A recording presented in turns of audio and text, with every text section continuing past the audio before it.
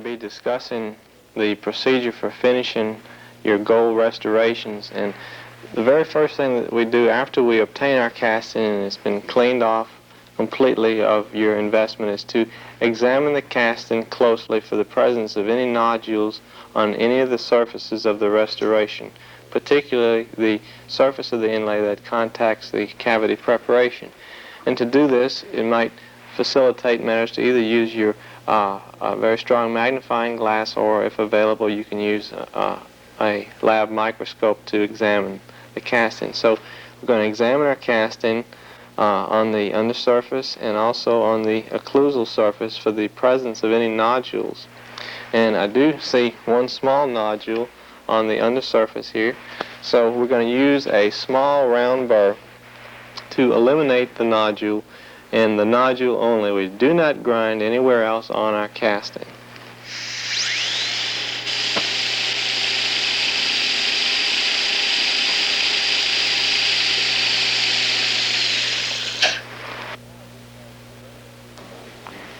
All right, now we have eliminated the nodule that I saw present, and the next step will be to try our casting onto the die. So let's go ahead and do that. So we take the casting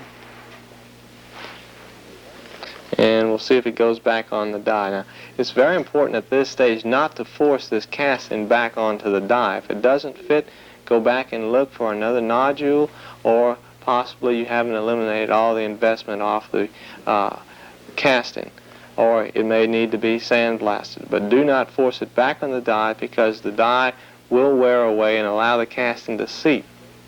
And then when you go to the mouth, you will find that the casting will not go and seat in the mouth. So our casting here seems to fit the die very, very well.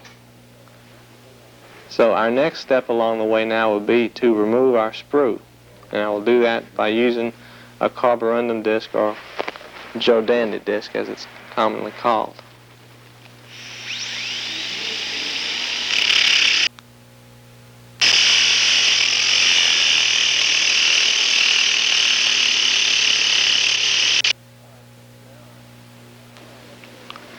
All right, now I have separated the sprue, and we're left with an area that's rough where the sprue is attached. So the very next thing that we want to do is we want to take a sandpaper disc and start to smooth down our interproximal areas and begin to finish the inlay like this.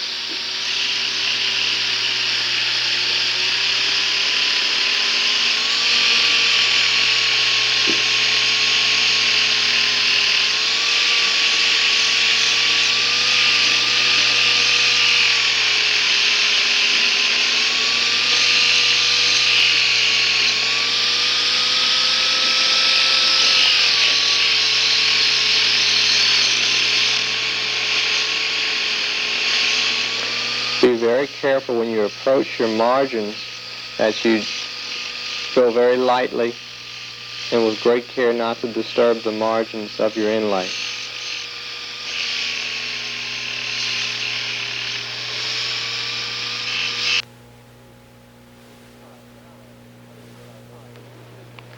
Alright, now I have completed what I want to do with the sandpaper disc, and that's the preliminary smoothing where the sprue was attached.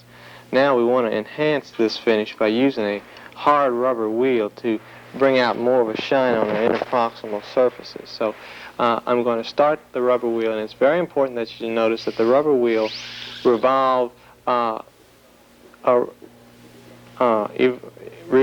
toward your margin away from the gold, because that will draw the gold toward the margin of the tooth.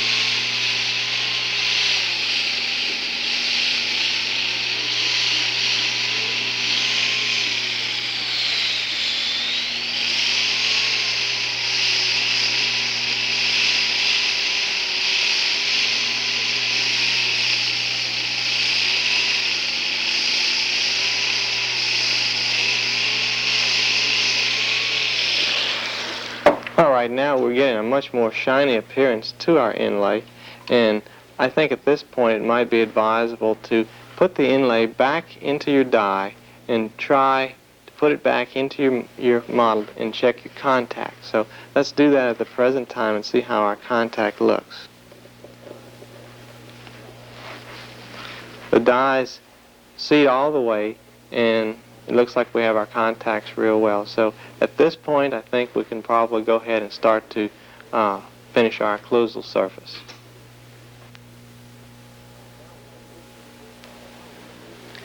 Alright, now we're going to do the occlusal surface, and I think the best place to begin with this is in your grooves and your fissures. And we're going to finish these by using a tapered fissure burr, as we see here, or you can also use a gold finishing burr if you have one. Okay, so we do this by placing the burr down into our grooves, and this not only polishes these grooves, but it also sharpens the grooves and makes it easier for them to be shined, because normally it would be hard to get a bristle or your polish down into these hard to get places. So let's go ahead and begin to sharpen and polish our grooves. And I use a back and forth motion on these. And it's also very important when you're doing this to be very careful that you don't cut your margins right where the gold joins with your die.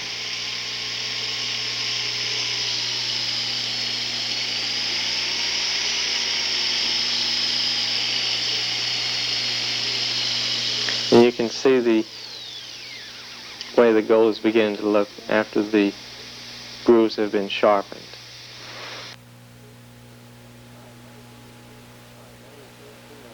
Alright, now you can see the occlusal surface, how it looks now that we have sharpened and polished all of our occlusal grooves using our tapered fissure burr. Now the inlay is now ready to be polished and finished on the die. I have taken a second die to finish this on because we would prefer that you would not use your original die or destroy your original die by polishing, but it's perfectly okay to make a second pour and have a second die to finish on. So to put our final finish on this inlay, I'm going to use a soft Robinson wheel and some Sure Shine. And we apply some Sure Shine to our Robinson wheel and then go to the tooth using a fairly firm pressure and holding the inlay securely, begin to polish.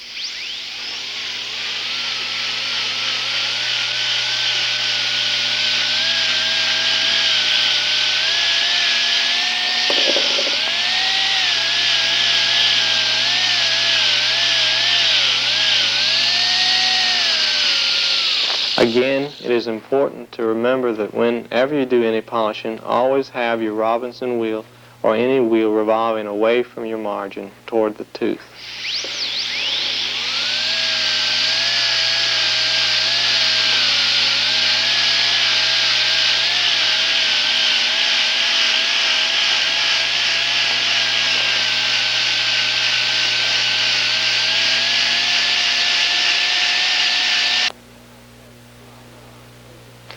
Alright, now I have completed my polishing using only the Sure Shine. And I like to use just the Sure Shine because it's not as messy as some of the other liquids and powders that you might want to mix together. It leaves it with a very, very nice shiny appearance overall. Now the next step that we're going to use to really put a nice shine on this is to use a brand new soft Robinson wheel and some rouge.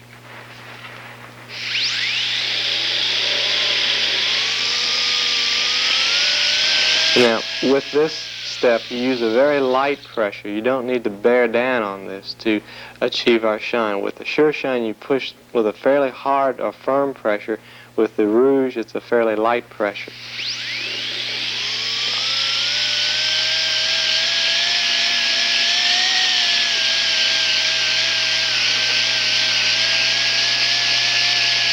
Almost a buffeting effect. And you can see the beautiful shine that starts to take place on our surface. So let's go ahead and finish it.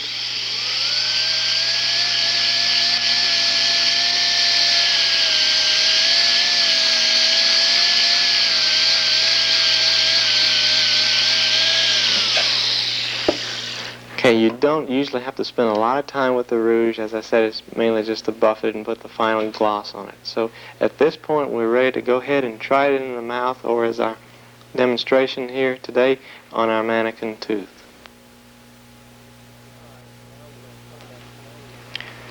Alright, now we're going to take our casting and put it to place.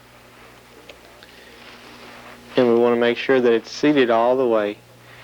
And then the very first thing we're going to do is check our margins and determine where, if any, the gold needs to be flushed to the tooth. And having determined these places, we can use one of several instruments to achieve this. We can use a green stone, or we can use a white polystone to flush our margins. And again, we use the stone with the stone revolving away from the gold and toward the tooth, because we actually want to drag this gold, or use this sort of motion to pull the gold toward the margin to make it very flush with the tooth.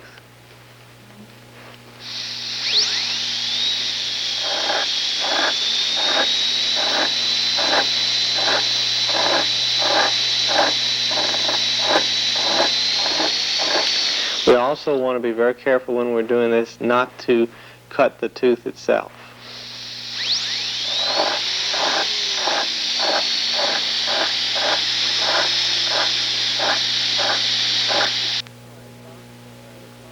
Alright, the interproximal areas of the tooth should be flushed using either a soft sulcide disc, or you can use a very fine sandpaper disc to get into the interproximal areas. Again, with the wheel revolving from the gold toward the tooth.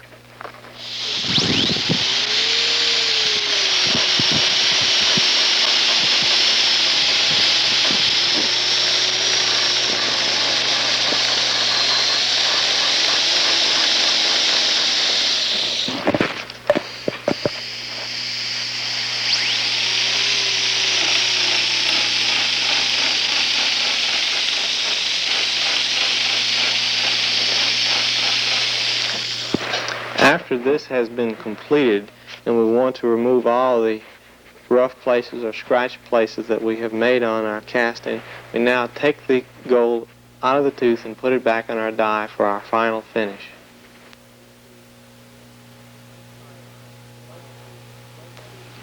Alright, I have placed the casting back on our working die, and I have taken some Sure Shine and a Robinson wheel and gone over the margins carefully where we have roughed it by flushing our margins.